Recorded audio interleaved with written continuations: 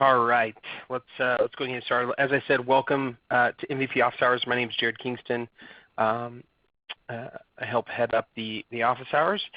And before we get fully underway, a quick reminder: if you haven't seen the announcement, we're dreaming all over the place these days with MVPs coming up with these different mini conferences. And the latest of those is Southeast Dreamin', which is in Atlanta, Georgia, and it's March 9th through 10th.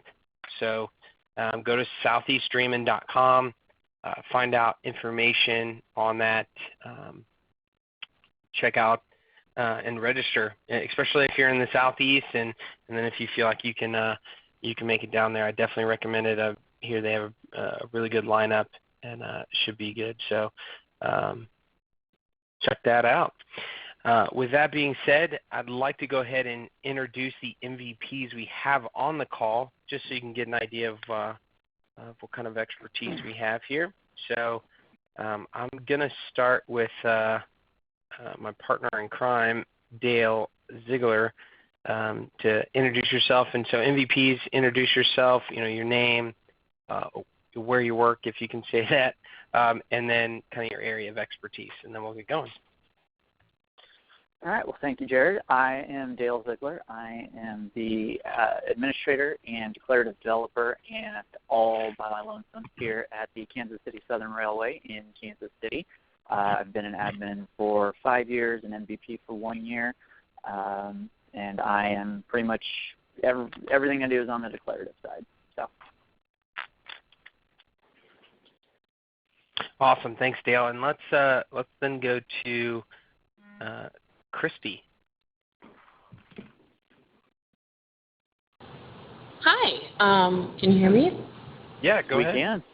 Yeah. Christy Guzman. I'm a 2-day-old MVP, and I'm in the South Carolina, Charlotte area, and I'm an admin for 3D Systems, and I am also a declarative admin. I'm also leading the team that's running Southeast Dreamin', so I'm super excited about it. If you have any questions, let me know. That's right. That's awesome. Thanks, Christy, and welcome to MVP. So next one we have here is another new MVP, Pat. Pat, you want to introduce yourself? Sure. Can you hear me? Yeah, go ahead. Can.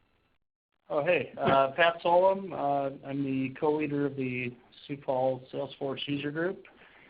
I would say my area of expertise would be declarative admin, definitely.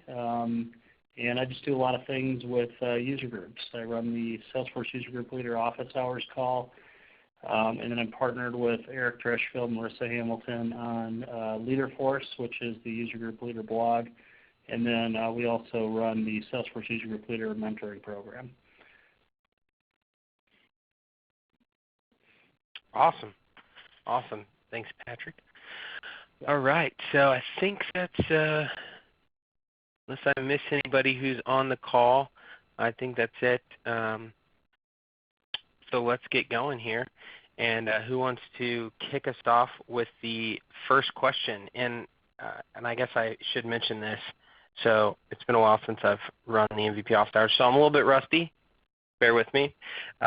You can speak up if we're like here, for instance. You can speak up on the line, or you can post in the chat there, or you can just raise your hand if we're answering somebody else's question in the web meeting, and we'll get to you as soon as we can.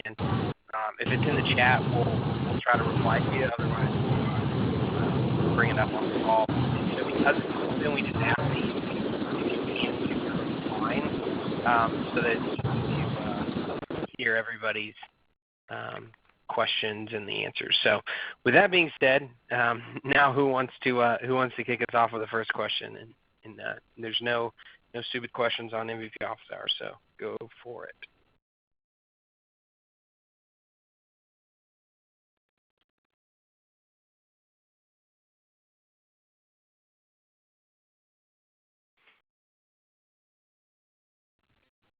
I can go first. This is Amanda. Go for it. I just, in the last 2 weeks, we finally upgraded from professional to enterprise. So I was wondering if any of the MVPs had any tips on kind of, like profiles, any of that kind of stuff. What are some of the things that we're getting with enterprise? Like, what are the top things that we need to focus on first, I guess? Well, first of all, Amanda, this is Dale, and woohoo, it finally happened. I know. I'd say two top things would be, so what are your company's processes as they would go into Salesforce now that you get to play with all that fancy automation? And security. I mean, you get custom profiles now, so who really should and should not be doing things? So because you're no longer tied to those standard profiles. And I think from there you start to get your roadmap of, okay, here's what's actually going to change, and start playing in your sandbox to then be able to promote up to production.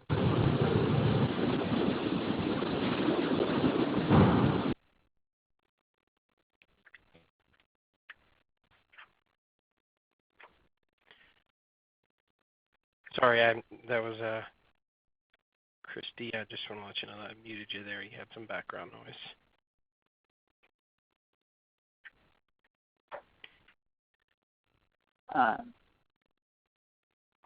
Yeah, I mean, like I said, those would be the first two things to examine at a high level, and then all of the other details and everything to do along the way will they'll present themselves as you start to drill down a little bit lower, like what objects actually look like and all of that. But it's what's your process that you need to build, and what does your security look like now that you can play with it. Thank you. And we're always available. I try to make myself available as much as possible offline. If you need to bounce anything off, what would you do? What would you not do? So we're all here. Feel free to reach out as you go on that journey. Thank you. Yeah, this is Jared. The other thing I would add there, right, is just kind of examining those areas that you've maybe put in kind of a temporary solution with, whether it's formula fields or, I just know that, there's been times where with Professional Edition, where I've kind of had to put in something a little wonky, if you will, to kind of meet the requirement because I didn't have workflow. Okay. So, looking at those areas and starting to plan out, okay, now I can start replacing that with actual workflow, and planning that out. Okay. Awesome. Great question. And yeah, as Dale said, congratulations, because that's awesome. Thanks. All right. Who else has a question?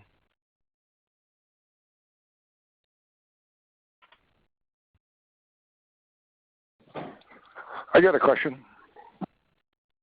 Yeah, go ahead. Yeah, Dennis here. I had an interesting challenge where I work, wherein we have count object private. This is the challenge is how two people can share activities if one of them goes on vacation.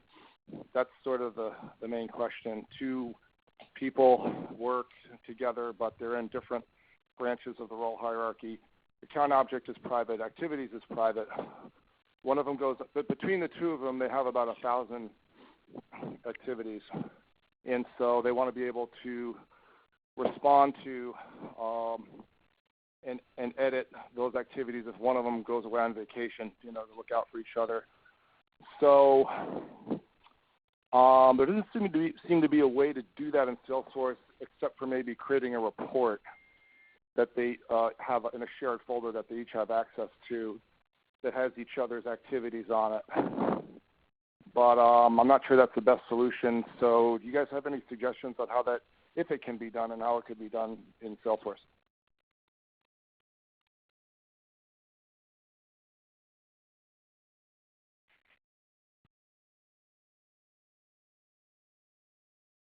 Oh, it's a good one. I'm kind of thinking here to myself. So I've never actually played with the multiple assignments on tasks. Does that create two separate task records, one for each owner, or is it one task record with multiple relations? Because if they're able to both be assigned to that task record, wouldn't they theoretically be able to see each other's notes anyway? Like I said, I've never played with it before to know the whole behavior. Yeah, I think we looked into that. Not me personally, but someone said, does that work in arrears though? I mean, that's only for new tasks, new activities moving forward, right? Well, and that's what I'm not sure is because you're using private and sharing, wouldn't, again, this is where I do actually have some stuff on my roadmap where I need to get my arms around that, but wouldn't, by virtue of being able to assign any past activities to an additional person, wouldn't that therefore share it with them, or no? So you're saying they'd have to go back to all 1,000 activities, and one by one they could reassign them, or? Well, okay. So I see what you're saying. I thought they were already sharing them. Okay. No, I mean, they're not. They can't. Again, they're private. Objects are private. OWD. So they can't see each other's stuff. Right. Yeah. So this is Jared. My thought would be if you allowed manual sharing of the account, and this is something I'd have to fully test, but I think if you, as long as the activity is taking whatever permissions of the parent, so the account or potentially contact in this point, I would think if you gave them the ability to manually share, they could choose to share their record, their account record, with their counterpart, and then give them read-write access, and that should give them access to the activities as well, since it shares that. But then, yeah, the only other way, and it may be something to consider just from a moving forward standpoint, is that is what Dale was getting at, the assigning tasks to multiple people, and selecting, assigning it to themselves as well as their counterpart. That would definitely take care of it. But again, you would either have to go back and update them, or do it as a go forward and allow the manual sharing. That would be my thoughts without digging in. And do you use Data Loader? Sure. So if I have this right, I'm looking at my task relation export right now, and it looks like rather than having to go, if you're able to automatically share, you could actually, I think, put together an extract of all your existing task records using the additional user ID as relation ID to update all 1,000 of those tasks. It's a hidden object. So you have to show all Salesforce objects, but it's a task relation object. Okay, so every time one of the two goes on vacation, a data load would have to be conducted to change ownership to the person who's not on vacation. No, not anything current. You could just do onesie twosie, but if you're concerned about the 1,000 in the past, though, the data load will help you get those 1,000. Unless I'm just missing the total scope of this. And it's okay to say if I am. So to understand, use data loader to change, to do what exactly? So you can use data loader to insert additional assigned to IDs to each task record. If quantity, if batch were a concern. But how are these? I guess the other question is, how are these tasks being generated as new and going forward? Well, there's account teams. We use account teams. By the way, these accounts, they may not necessarily own these accounts either. So there's a complicating factor there. But typically, someone on the account team or the account owner would create the task based on interaction with the customers.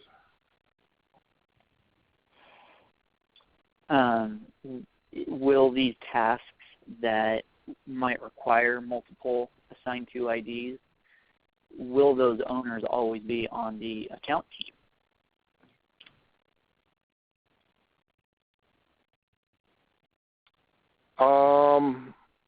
Yeah, I think it's safe to say that the task will always be owned by. Well, yeah, I'm not sure. I gotta look at that. Because what I was going to say yes, with may not. if you're, this is getting a little bit more advanced, but if you're savvy with Flow and Process Builder, you can leverage any of the account team records on that account to get who the user ID is, to then create a task, and then update that task to have an additional owner throw that behind a button or put it in a Process Builder. And again, that would handle your new tasks going forward if there was a defined process around who those owners should be and if they're on the account team. Does that make sense? Yeah, I think you're basically saying we can have, moving forward, multiple owners on a task. Mm-hmm. Okay. And like I said, I can also we can chat offline. I can set up a go-to meeting sometime if you're okay to screen share and actually visualize some of the moving pieces here.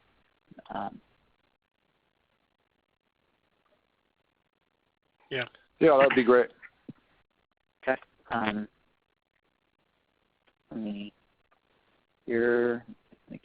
have way too many windows open. Dennis Markunis? Right. Okay. I'll reach out to you by email. I think we have all the registration details, so I can probably get that, and I'll reach out to you. Great. Thanks. Yeah. All right. Yeah.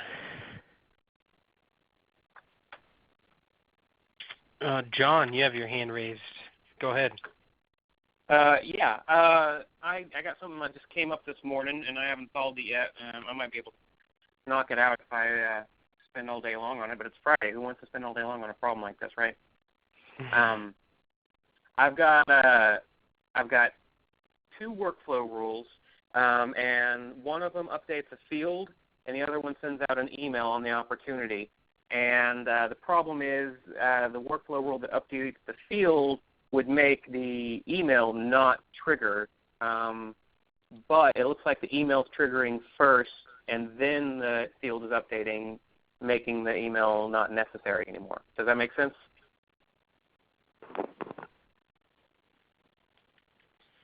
Play that back one more time. All right. We're on an opportunity. Opportunity goes into proposing stage, and an email goes out to my technical department to say you need to assign a technical specialist to this particular opportunity. But if it's out of the India region, the email doesn't go out because they don't have technical support for our India region.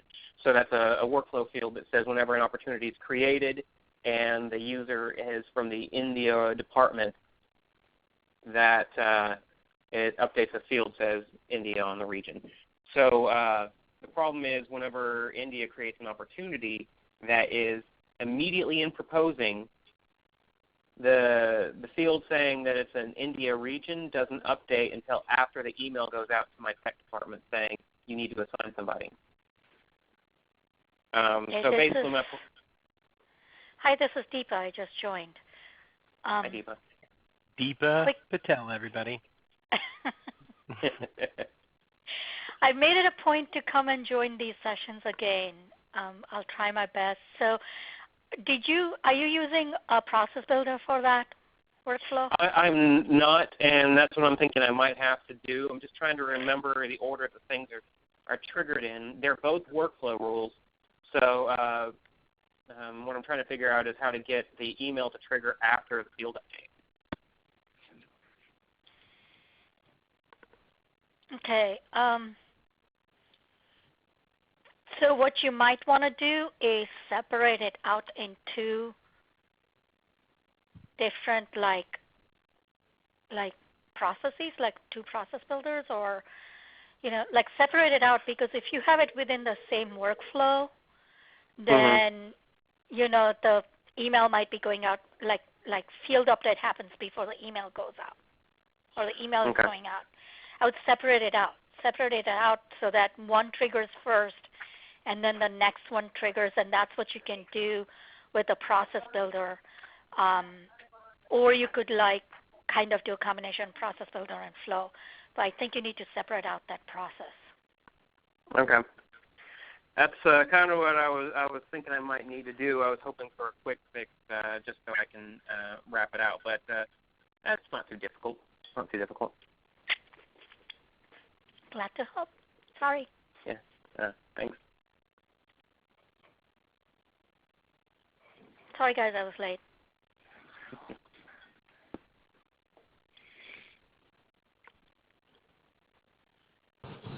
Christy, you are unmuted.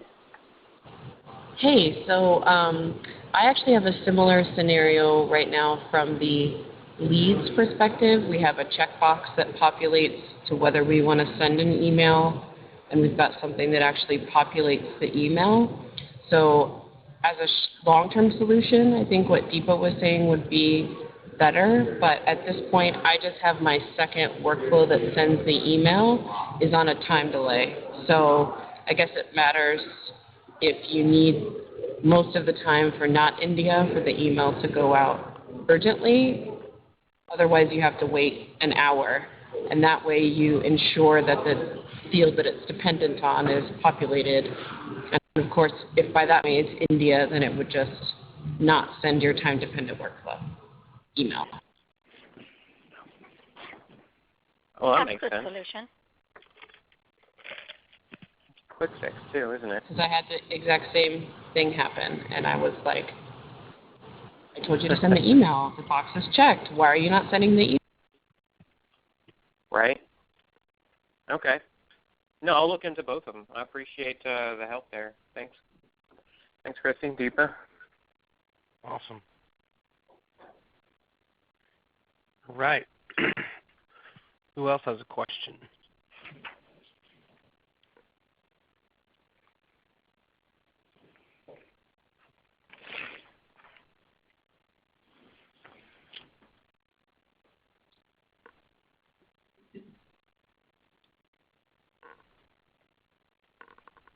This is Amanda. I have another question. Yeah, go for it. So currently, the process we've been using for a while for adding new contacts to campaigns is just that when people add new contacts, they notify our marketing department, and marketing will add those contacts to the correct campaigns that will apply to them. But marketing doesn't necessarily always get notified when new contacts get added. So I wanted to try and set up some sort of process for them to add or to notify them when just automatically in the system when a new contact gets created. And originally I thought I'd just set up like a process builder or workflow that would notify them whenever a new contact gets added. But then I realized that the poor marketing girl is going to could potentially have like 100 emails in her inbox by the end of the week with all the contacts that have been created that week. So does anyone have any ideas on the best way to do that?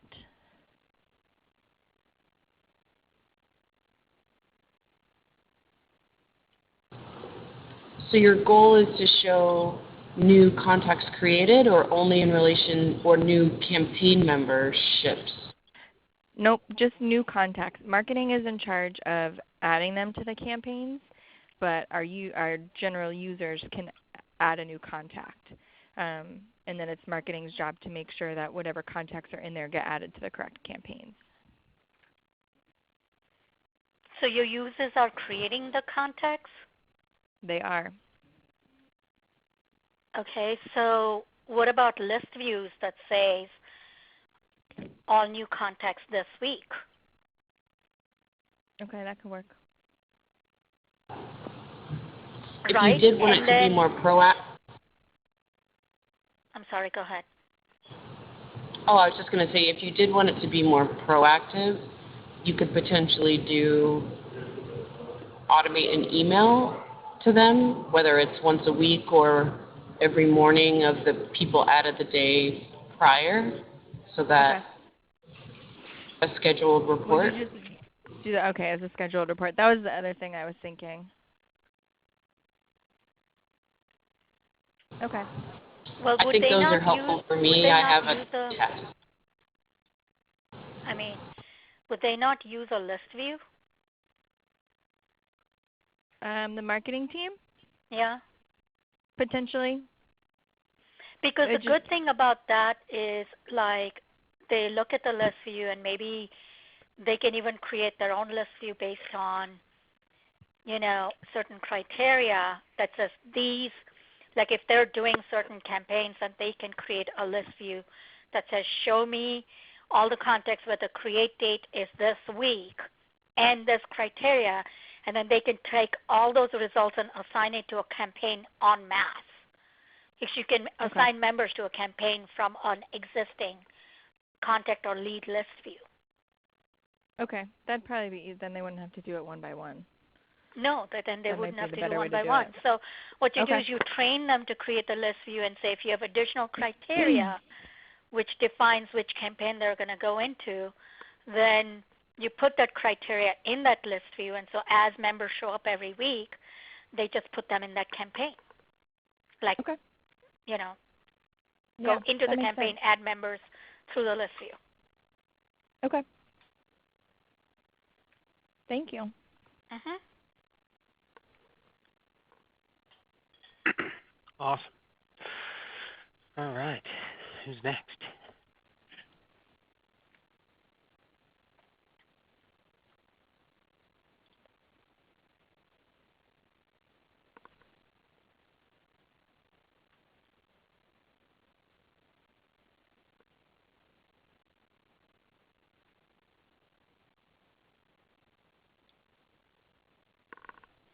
Everyone's quiet.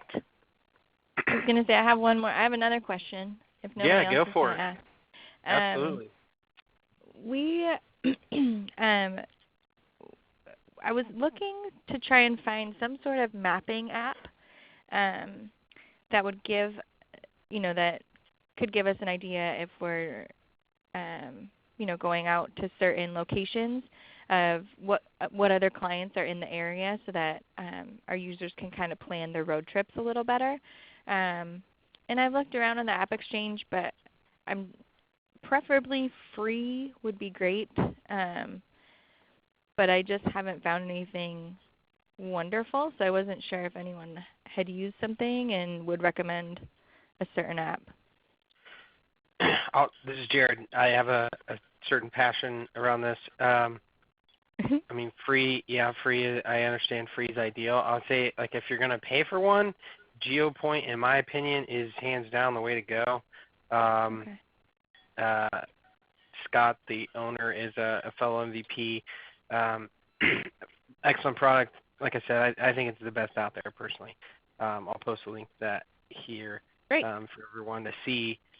Again, that's paid, but you get just all that functionality. It's also mobile, so if they're out on the go, they can see that. As far as free apps, honestly, I haven't looked into what mapping free apps are out there these days. It's most kind of of them hard to get free apps, Jared, because Google doesn't give you, I think, the geo locations for free anymore. That's what I was about to say. they started charging for the API a couple years ago, so all the free stuff kind of disappeared. Yep. We use GeoPoint also. It's fantastic. Okay. Yep. Just for the sake of options, I'll go ahead and throw Map Anything in there as a selection as well.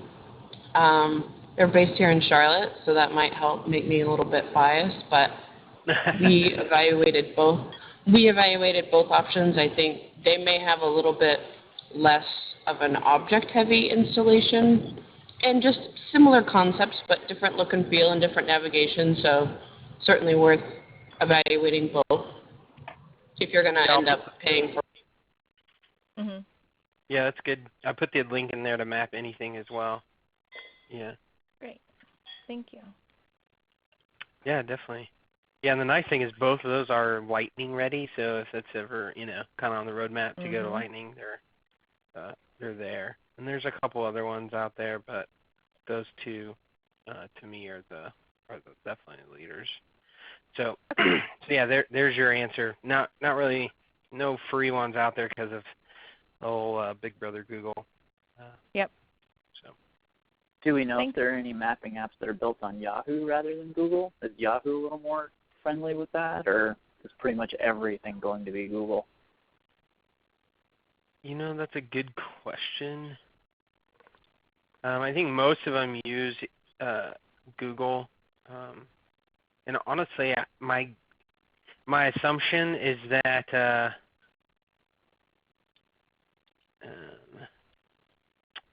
let me see here. My assumption is that most of those services right now charge to some degree. Now, I did I'll paste this app in here. I was just looking on the App Exchange, and it's called Vicinity, and it's free, and it's on Salesforce One. I haven't ever looked at it, but it does some mapping there around nearby leads, accounts, and contacts. So maybe something to check out. Okay. But yeah, no, that's a good question, Alex. I know that like GeoPoint, you have the option of either doing Google or MapQuest. I think. At least I know they used to.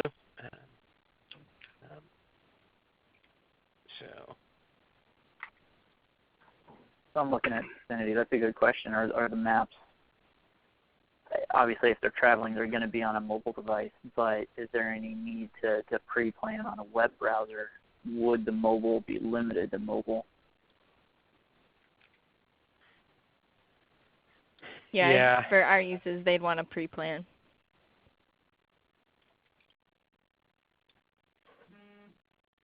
But hey, maybe you also just got Salesforce One on your roadmap, something like that. So. Yeah.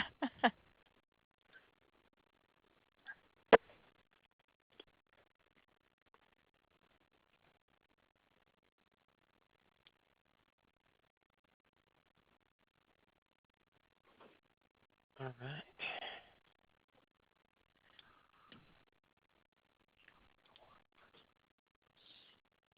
Who else has a question?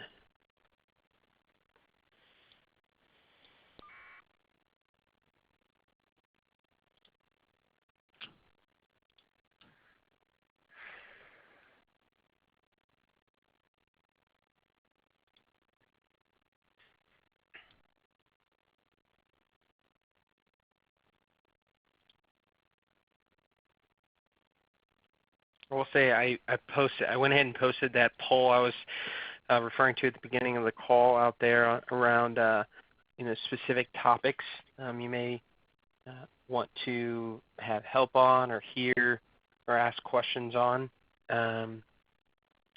out to the MVP Office Hours group on the Success Community. Excellent. So definitely love you to go out and answer that or post any comments you may have. I'll post a link to the group for those who may not have it in the chat here.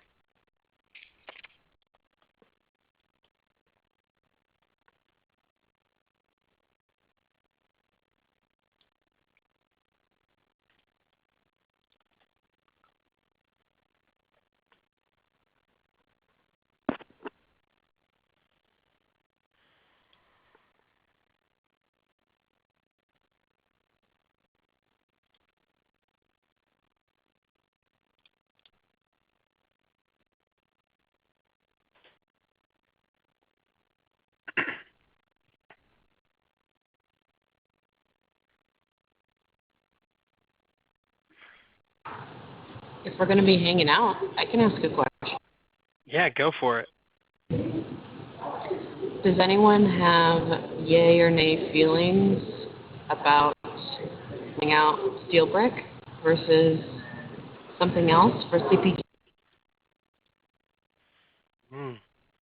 SteelBrick versus something else for CPQ. For implementation concerns or experiences rolling out SteelBrick? Okay, so I'm going to sound very biased here. Because I am. We have a very strong relationship with CPQ. We've done a lot of CPQ implementations. That product is awesome. And I've seen some of the most innovative stuff that they've built.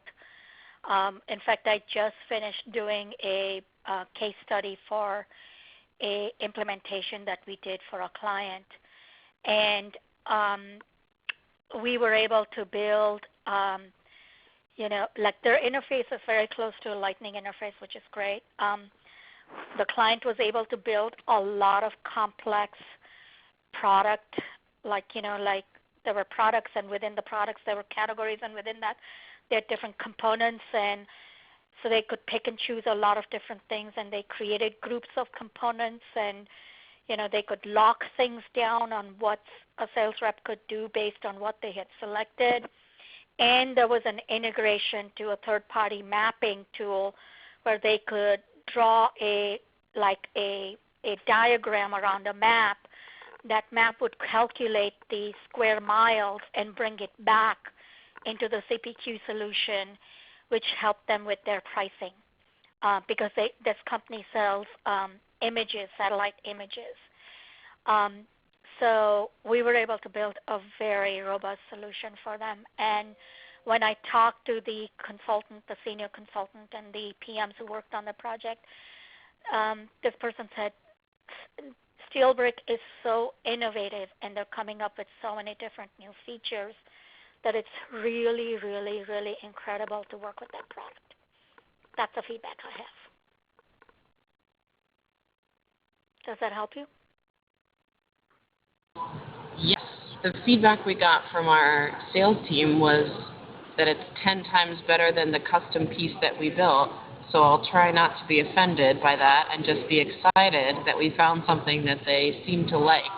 I just was curious if there's any pitfalls that I'm missing aside from just jumping for joy about it.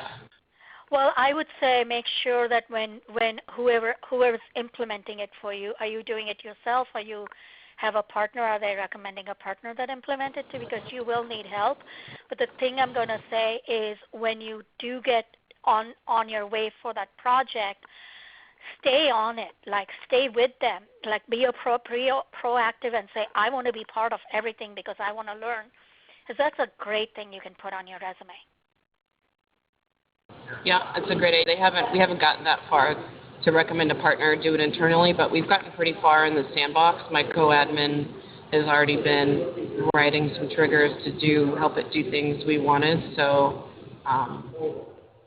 good. I'm excited, and people seem to like it. So I just wanted to make sure. I'm assuming it was a good option since Salesforce bought it. But if you decide you need help, let me know. But otherwise, you will not be sorry with that product. It's a great product. Yeah. Yeah, and I think the fact that it's 100% native on the platform is very appealing. Mm-hmm. Whereas some of the other ones like Apttus and Calidus are not necessarily fully native. So. The other somewhat contender is using the Oracle CPQ of big machines, which I think is just a big beast that does not allow us to be nimble in the ways we would like to be. But of course, I'm Salesforce biased, so. So have you guys gotten to the point where you've made a decision to purchase, or that's where you're heading yet? I think that's our recommendation based on the feedback calls we had this week with our sales teams. It was just kind of a evaluation period, so we're about ready to make that suggestion. Mm-hmm. Yeah, no, I mean as Jared said, like, being 100% native, like you're not going to have you won't have to deal with API integrations. You won't have to deal with, data, disconnected data problems or anything like that, right? Like it's all on one platform. And I mean, I wish I could show you what we've done. I mean, when I saw the demo, when the guy showed me what they built for the customer, it was just incredible. I'm like, wow, that's just so awesome, So, but mind you, we put in a lot of work, right? Like we did a lot of work both to help them set it up. I don't think we did anything custom as far as Visualforce Pages is concerned. All we did was we built the integration to the third-party system, and SteelBrick makes it very easy to do that. Like they've actually got a component as part of their product that allows you to connect to a third-party application. Awesome. Thank you. You're welcome.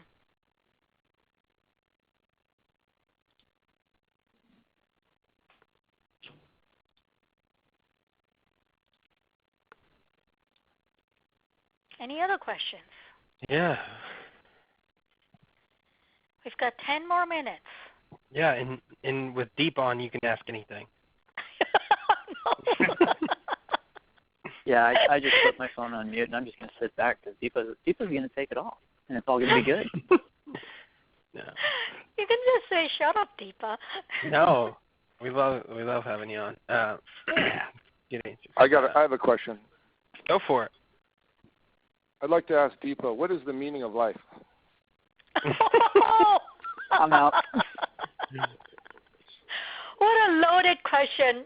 For me, personally, the meaning of life is being happy, healthy, and being able to make a difference in somebody else's life. I mean, I'm serious. Like I talk about this story, and I talked about it in 2012 when I was on the Women in Technology panel. Like when I practically almost became homeless, I said, okay, who do I want to be? What is my life? What do I want to do? And the three things were important were entrepreneurship, being an artist, and making a difference in somebody else's life. And out of that, what I've discovered is that I've accomplished all of that, but what I found at the end is how happy am I at the end of the day? How healthy am I at the end of the day? And did I help somebody? No matter what. Like I'll tell you a story yesterday. I was leaving to go to, since we're chit-chatting now, I was leaving to go to a client meeting, and I'm in a new complex here, and I have a brand new elderly man who's moved into the unit under me, and he had his car parked right behind my garage, so I couldn't get my car out. And I'm screaming and yelling. I'm like, hello, hello, hello, whose car is it? And he shows up, and he pulls out, and I know he's a disabled man. And I felt so bad, so I came back in the evening on the way back, stopped at the shore, picked up a bunch of flowers, brought him flowers, and I said, I'm so sorry I was mean to you. And he goes, you were not mean. And I'm like, well, you know what? I hope you have a good evening. And the fact that I did that for him made me feel very good. So that's all it's about. It's about being happy, being healthy, helping someone. That's the meaning of life to me. What's to you? Now that we've all these people, tell me what's the meaning of life for you. Well, that was sort of a joke question, but thanks. That was a good answer, though.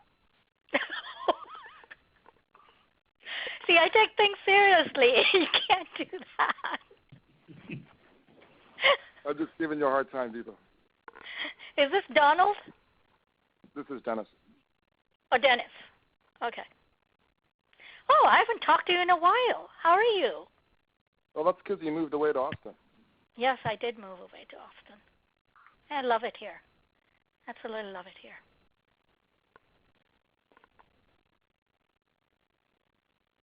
Anybody else? Yeah, any other questions here in the chat? Because you know what? All the MVPs are going to kill me if I'm the only one who's going to keep talking. No, you're fine. Yeah, any other questions?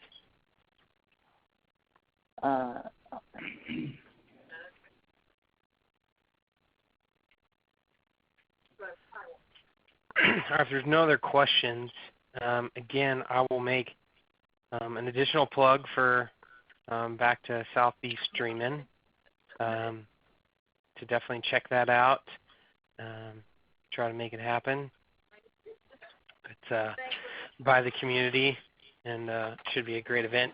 So check that out. Mary Scotton's our keynote speaker, and we have a Dreamforce Pass giveaway, and the Apex and the Limits will be playing live. It'll be so great. Okay, sorry, Mike. No, that's Is Nana great. coming out? Is Nana Greg coming out?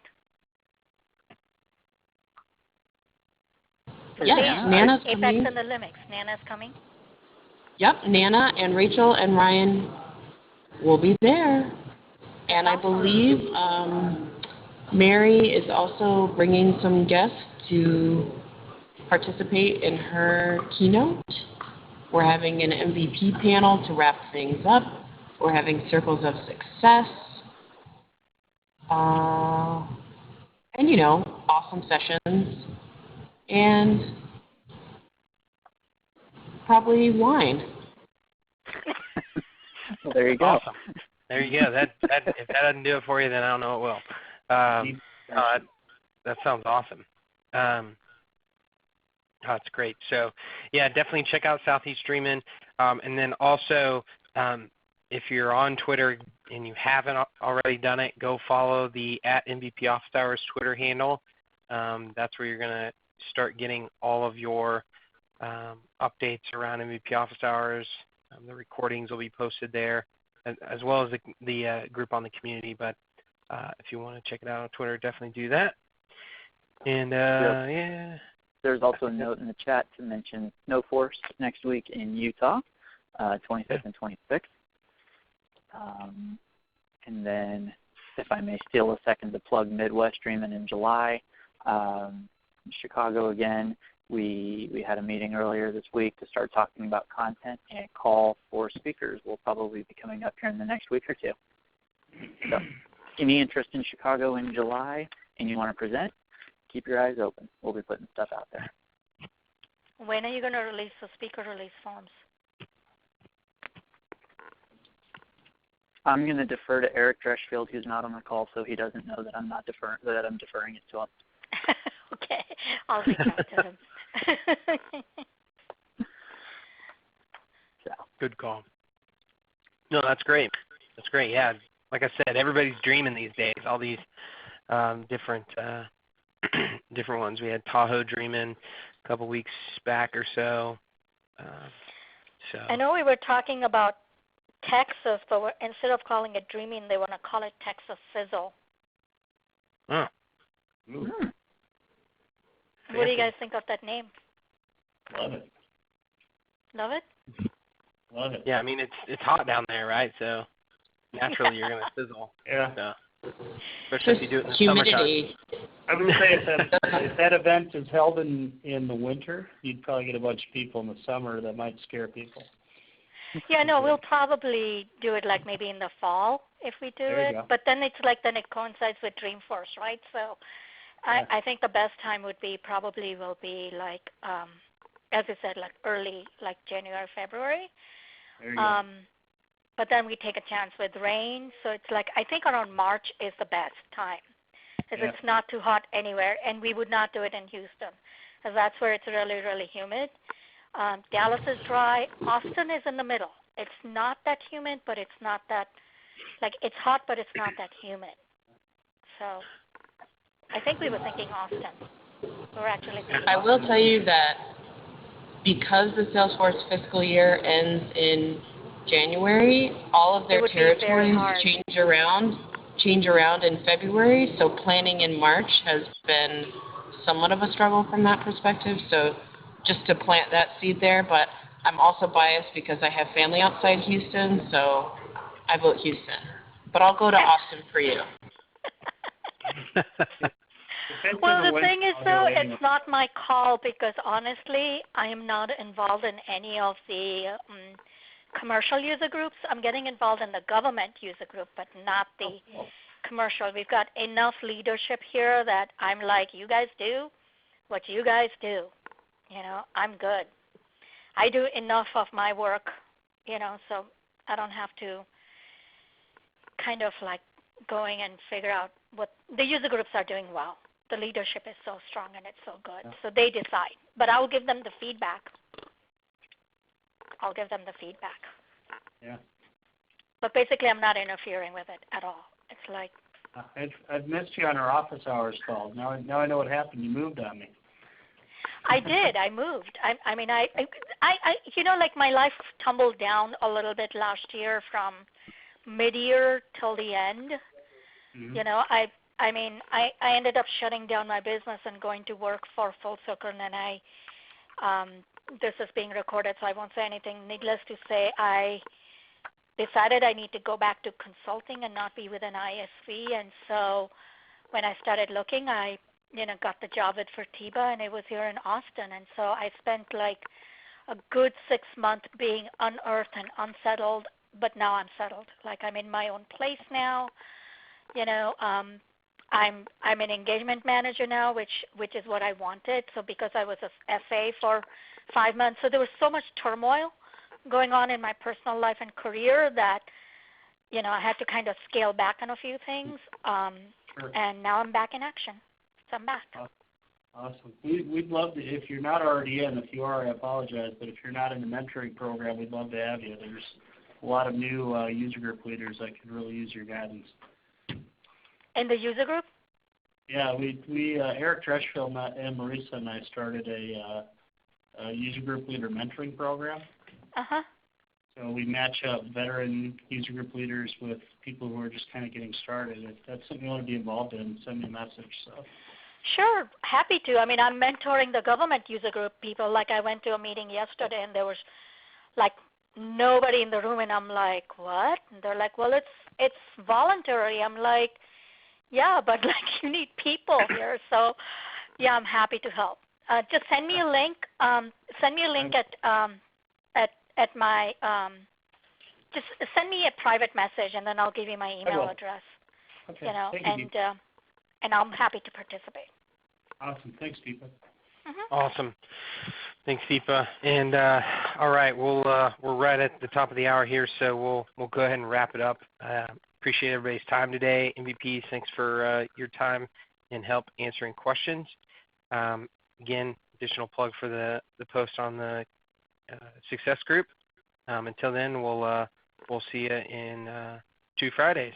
Have a good weekend, everybody. Bye, everybody.